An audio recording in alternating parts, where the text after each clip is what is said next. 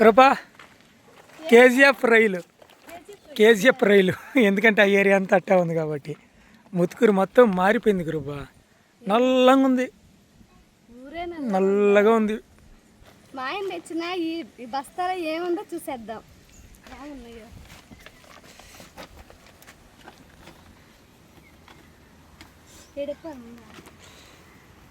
చెయ్యి పెట్టావా ఖర్చేస్తుంది ఎటకావాలి దాంట్లో.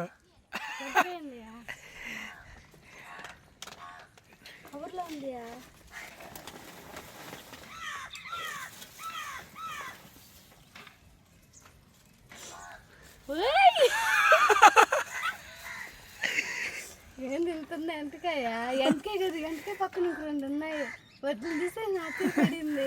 ఎంటకాయ మామూలుగా ఇలాంటివి చూస్తున్నాము, కానీ ఆ రొయ్యలు చూడలే ఇప్పటి వరకు. చూడు, అందుకని అట్లా కింద పేరు పెట్టే వాటికి. ఇది వలిసేద్దాం.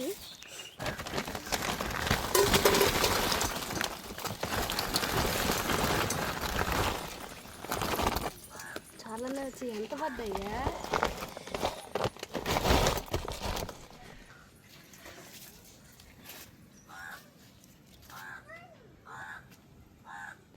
కేజీఎఫ్ బంగారు చూస్తుంటారు, కానీ ఈ రొయ్యల్ని ఎప్పుడు చూస్తుంటారు. ఎందుకంటే ఆ రొయ్యలు తెచ్చిన ఏరియా అట్టుంది కాబట్టి. అర్థమవుతుంది, రొయ్యల చూడ కలర్ చూడేటండి నల్లగా, ఏరియా కూడా నల్లగా ఉంటుందని తెలుస్తుంది. ఫ్యాక్టరీలు కదా, ఒకప్పుడు లాగా లేదు మన ముత్తుకూరు. ఎప్పుడైతే పోర్ట్ ఏర్పడిందో అసలు దుమ్ముమయం, చెట్లు నీళ్ళు మొత్తం నల్లంగా దుమ్ము కొట్టుకోండి. ఫ్రెండ్స్, మా ఆయన తెచ్చిన ఈ కేజీఎఫ్ రొయ్యలు నీట్గా వలుస్తాము, ఎందుకంటే పులావ్ చేయడానికి మా పిల్లలకి చాలా ఇష్టం. వాళ్ళకి తెలీదు, చేసిన తర్వాత ఎలా ఫీల్ అవుతారో చూద్దాం. మా పిల్లలు అయితే చాలా ఉన్నాయి. మా ఆయన అక్కడ చేయాలంటే లేట్ అయిపోద్ది, అందుకని ఇద్దరం కలిసి అన్నీ క్లీన్ చేసేస్తాము. ఫ్రెండ్స్, ఇందాక నుంచి కేజీఎఫ్ రొయ్యలు అని అంటున్నాం కదా, ఎందుకు కేజీఎఫ్ రొయ్యలు అంటున్నామో ఇప్పుడు చూద్దారండి.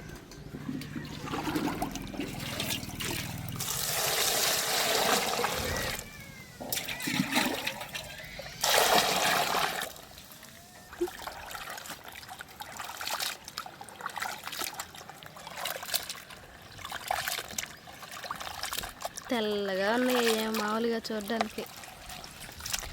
ఇది బైక్ సైలెన్సర్కి కాలిపింది ఆడవారికి, కోతలేసి పక్కన కడతాం.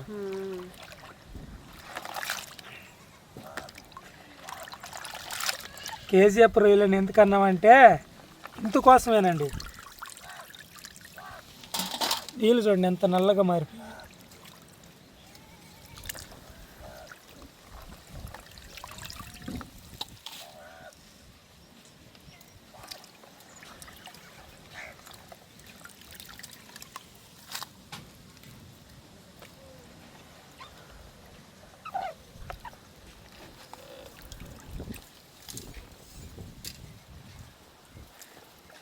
చూడా నీళ్ళ నల్లగా ఉన్నాయి, నల్లగా వచ్చేసి.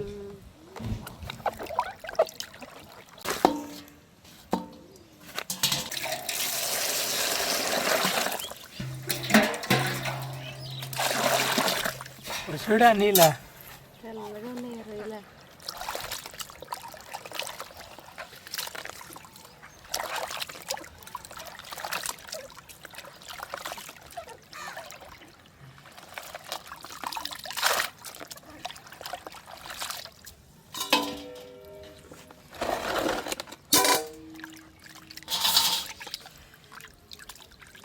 ఇంకన ఒక్కొక్క రొయ్యగా ఒలిసేసుకుందాం. కృప నా ఒక్కడి వల్ల కాదు. నేను కూడా వలుస్తాను.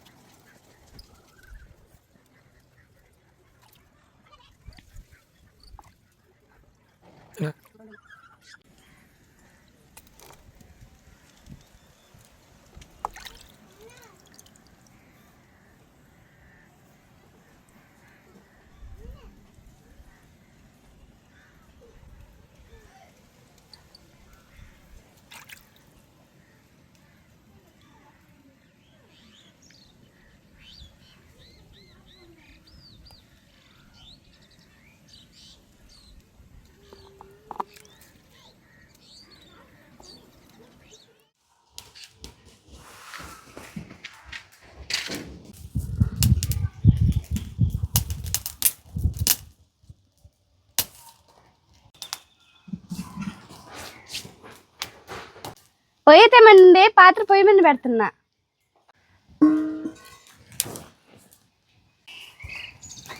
పాత్ర కాగింది, రొయ్యలు ఫ్రై చేసుకోవడం కోసం నూనె పోస్తున్నా.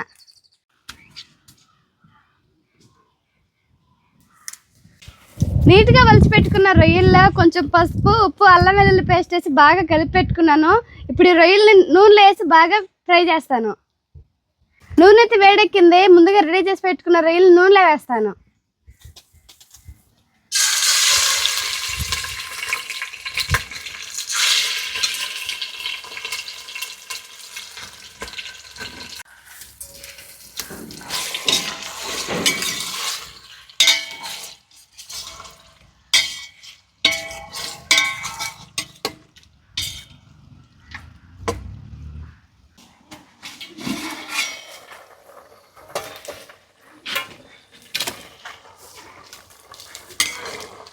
రొయ్యలలోంచి చూడు నీళ్ళు ఎట్లా వచ్చాయి. నువ్వు పోసావు నీళ్ళ? నీళ్ళు నేను పోయలేదు. అది కాదా, ఏంది నీ నీళ్ళు వచ్చాను? రొయ్యలలో ఈ నీళ్ళు వచ్చి నీళ్ళు ఇంకి నాకు ఇలాగ ఉడికిస్తే రొయ్య బాగా మెత్తగా ఉడికినట్టు టేస్ట్ కూడా ఉంటుంది. తినే తర్వాత కూడా ఏం కాదు, బాగుంటుంది.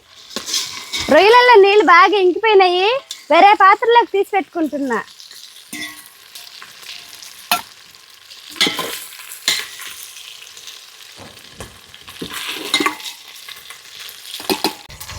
రొయ్యలైతే తీసి పెట్టేసుకుని అదే పాత్రలో కొద్దిగా నూనె పోస్తున్నా.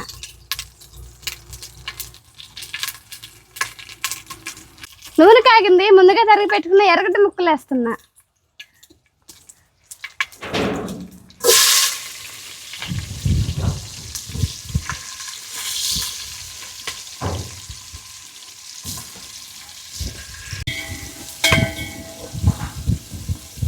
ఎర్రగడ్డలు కొంచెం మెత్తబడ్డాయి, బిర్యానీ మసాలా వేస్తున్నా.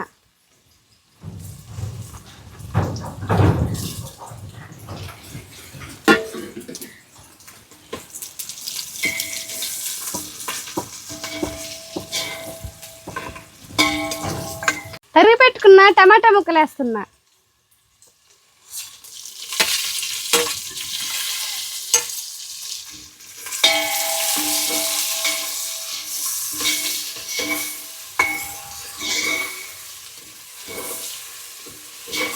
కొత్తిమీర, పుదీనా వేస్తున్నా.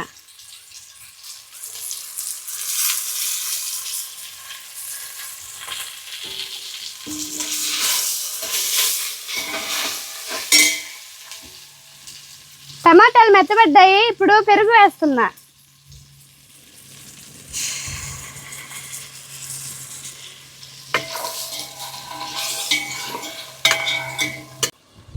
దీంట్లో కొద్దిగా అల్లం వెల్లుల్లి పేస్ట్ వేస్తున్నా.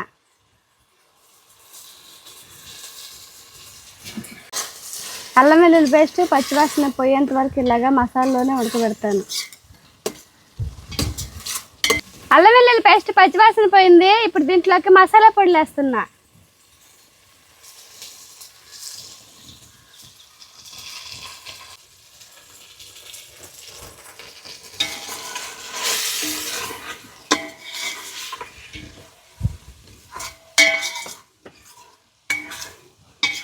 ఇప్పుడు దీంట్లోకి ముందుగా వేయించి పెట్టుకున్న రొయ్యలు వేస్తున్నా. సగం వేస్తాను, సగం తర్వాత మళ్ళీ వేస్తాను. కొన్ని రొయ్యలకి మసాలా పొడులు బాగా పట్టేలాగా కలుపుతున్నా.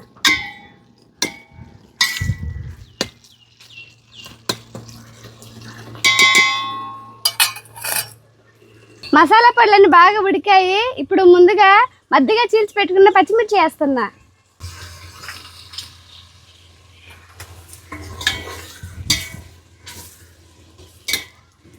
మసాలాలన్నీ బాగా ఉడికాయి, ఇప్పుడు పులావుకి సరిపడా నీళ్లు కొలత నీళ్ళతో పోస్తున్నా.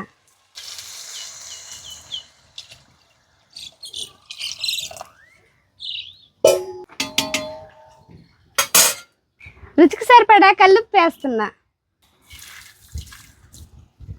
ఇప్పుడు దీంట్లోకి సగం నిమ్మదబ్బ పిండుతున్నా.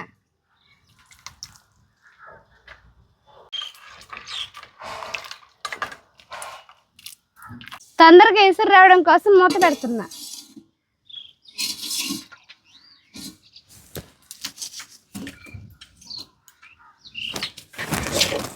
ఇసురు కాగేలోపు బియ్యాన్ని కడిగి నానబెట్టుకుంటాను.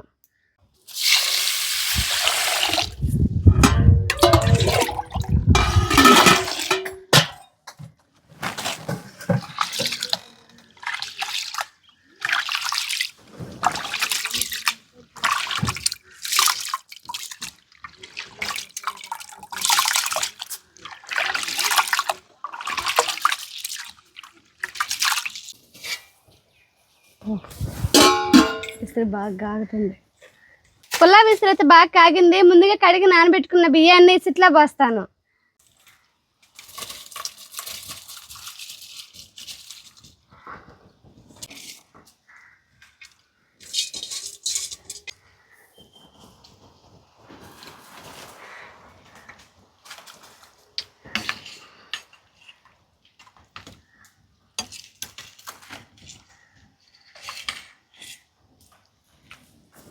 ఉప్పు సరిపోయిందో లేదో చూస్తాను ఇప్పుడేను. ఇంకా మళ్ళీ చూసేదానికి అవకాశం ఉండదు కాబట్టి.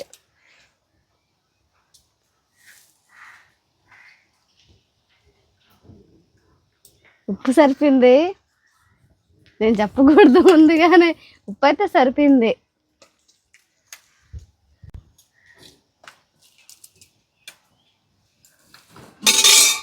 మూత పెట్టేస్తున్నా.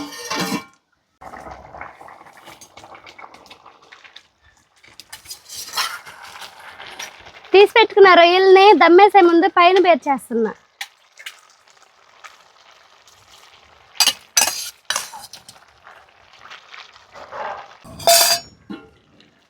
మూత అయితే పెట్టేసి ఆవిరి బాకుండా పైన రాయి పెట్టేసాను.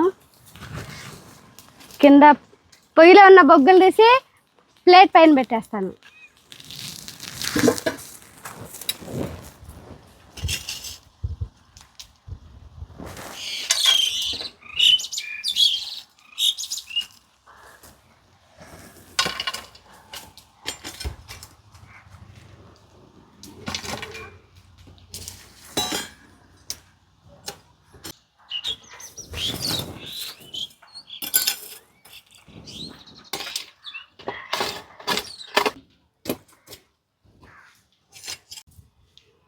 దమ్ అయితే వేసేసాను. ఇలా కాసేపు ఉంచేసి తర్వాత తీసి చూపిస్తాను మన పులావ్ ఎలాగొచ్చింది అనేది.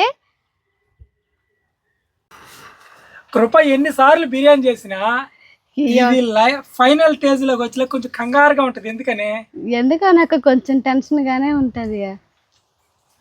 బాగా చేస్తావు బిర్యానీ, బాగుంటది. ఆ టైం వచ్చినప్పుడు టెన్షన్ గా ఉంటది. సూపర్ గా వచ్చింది. కలిపెట్టు బాబు. అవి చూడు అట్లేసి అన్నం చూడు ఎట్లా లేసిందో.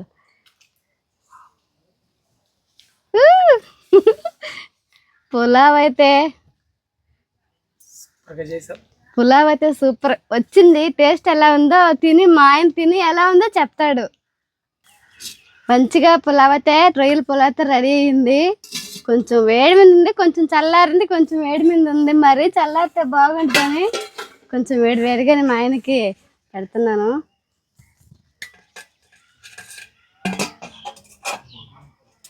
ఓ భలే వచ్చింది.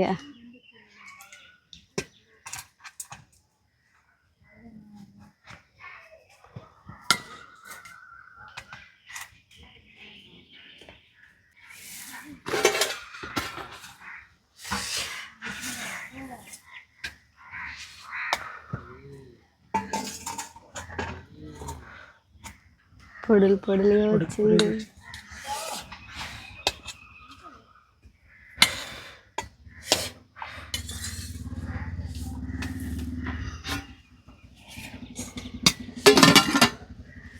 పెరుగు 7 మంది పెరిగేసుకుంటే దానికి ఉన్న టేస్ట్ పోద్ది. స్మాల్గా తింటే అయితే చల్ల అంటే ఒక సైడ్ తీసుకో, చల్లగా అవుతుంది.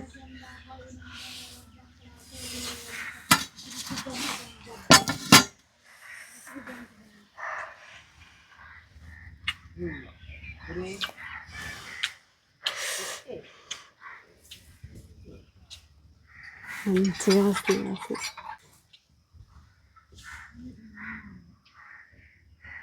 బాగా ఉడికిందండి, పొడి పొడిగా బాగుంది.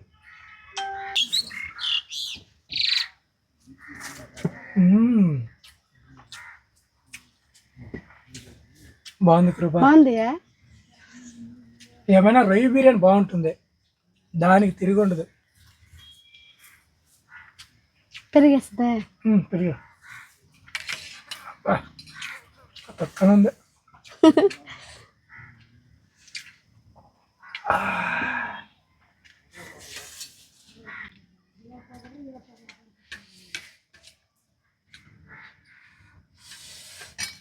కాలిపోతున్నారు బాబోయ్.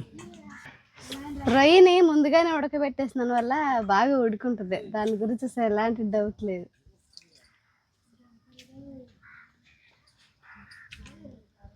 అలా ఉందియా? ఈ పెరుగు కాకుండా చికెన్ పులుసు కానీ అంటే బాగుండేది కృప. చారు అసలుకి పెరుగు లేకుండా ఉట్టి పులావనే తినేయాలనిపిస్తుంది, అంత టేస్ట్గా ఉంది, అంత బాగుంది. ఏమి లేకుండా ఉట్టి పులావనే తినాలనిపిస్తుంది అంతే, అంత టేస్ట్గా ఉంది.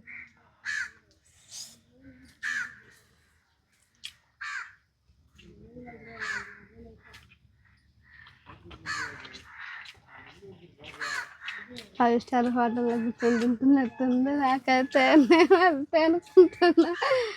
అంత బాగుంది.